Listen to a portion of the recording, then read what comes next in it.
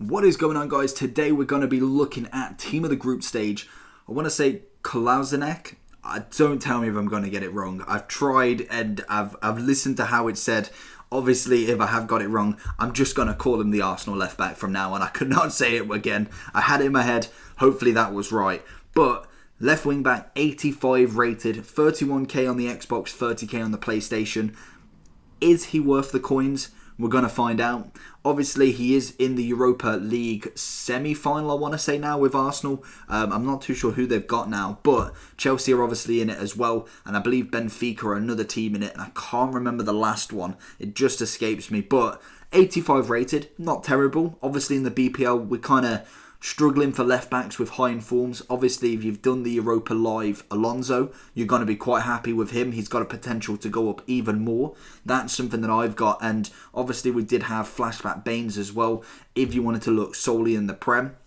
The problem with this card as well, the nationality for me is not going to link with anyone other than Prems and Icon players. So that can be an issue. But we'll go into the basic information, we'll look at the attributes and the chem styles, then we'll go on to what's good, what's bad, with an overall rating, and then we've got the job done. So if you are new around here, make sure you subscribe. If you do enjoy these videos, make sure you like, and let's get in it. So, 3-star skill moves, 2-star weak foot. Pretty okay for a left back. Probably could do with maybe a 3-star weak foot at the very least. Maybe even a 4-star skill moves, but that's really not essential for a left back for me.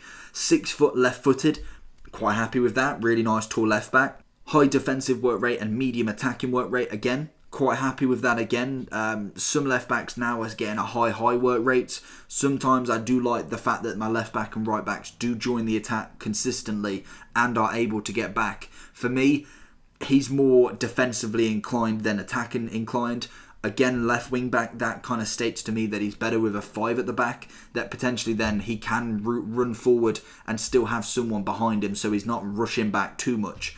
That is something just taken off pure card value rather than actually something I saw. I saw him going up a little bit, not as much as some of the other left backs that I've had, and for me, Marcelo has been an absolute rock in that left back, so it would take something special to knock him off that place. Attribute wise, 77 pace, 72 acceleration with 80 sprint speed. Okay, that's got room for improvements, definitely. We then have 75 passing, just some highlights with the 88 crossing, 87 short pass. Really, really nice. Was quite happy with when he did cross the ball, especially when it came to corners, when he has either taken the corner or he's kind of on that verge where he's ready to get anything that spills and cross it back in. I thought that was definitely fantastic. In the dribbling area, 77 composure, 84 reactions, and 79 ball control. Again, he's not really one to be on the ball for very long, which I can never downgrade anyone for that, because left backs, how long do they really hold the ball for? Much. More than likely, you're getting the ball, you're picking it up, you're passing to the midfielder, possibly going for the run for a cross, a couple of steps, crossing it in.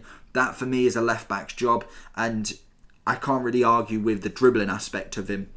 92 physical, his highest stat, 98 aggression, 95 strength, 83 stamina, and 80 jumping. Personally, I don't know how that average works out of them four, but 92, that's a really, really nice stat, which opens up an 84 defending for potentially a shadow card, which definitely will increase, so we'll get onto that. But stamina-wise, I'm quite happy with. The strength and aggression was fantastic, really good at getting the ball back and really pushing that attacker out away from him, which was always nice. 79 interceptions, 80 heading accuracy and marking, 88 sliding tackle and standing tackle. So overall, defensively, very, very nice. Obviously, if you was to put a shadow card on him, you'd have 89 pace, which is fantastic, and 91 defending.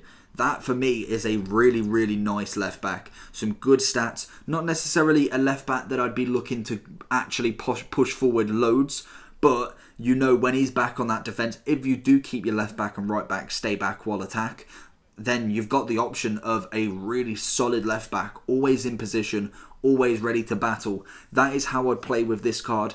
If he was to be my left back, I'd keep him back at all times, just because I don't want him going forward too much, as I felt like he didn't come back as quick as, say, Alexandro Marcelo did. And that can be an issue when, especially that the attacker actually sees that. And more than likely, he'll just keep pumping balls to his right mid, and he's nowhere to be seen. So for me, he's better at a stay back, and absolutely solid when on that challenge, especially with that shadow card. Very, very quick to get the ball and get back when it comes to losing that challenge. So really, really happy with that chem style putting on him. So what is good, what is bad about this card? For me, physicality of him is the definite highlight. Really, really nice on that challenge. Defensively, with a shadow, I think he's definitely a solid left back. Really, really nice on the challenge and very cheap for a left back.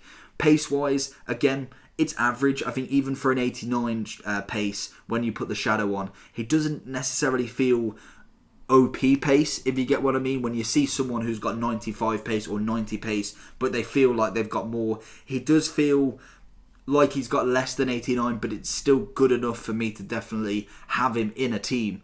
Dribbling wise and passing wise is where I think this card lets down, and as a left wing back, I'd expect him to have a little bit more than what he does. Obviously, you don't have to put a shadow on him. You could go with something like a catalyst or something along them lines when it comes to potentially even using an artist. That'd get him 84 dribbling and passing, but I think then that opens up that defense, that defending stat for me, and I really think the shadow is definitely needed, definitely to really increase his efficiency in defense. That's how I'm going to say it? Yeah. So for me, he's an overall okay left back. I probably wouldn't put him in my first team. I think Marcelo and Alexandro definitely are better even on their normal gold versions. Obviously, they are higher rating overall as well, so you can argue with that. Whether I'd use him as a Prem left back, if you haven't got the Alonso or the Baines, because obviously they're the only two, I think Robertson looks very nice. But I think for a cheaper option, I'd definitely go with this card for me. If you're looking for that Prem left back and you've not got a lot of coins, I think he's cheap, he's cheerful, and obviously even he probably will drop to around about 28 to 25k, I reckon, by the end of the week. So potentially pick him up then, to be honest.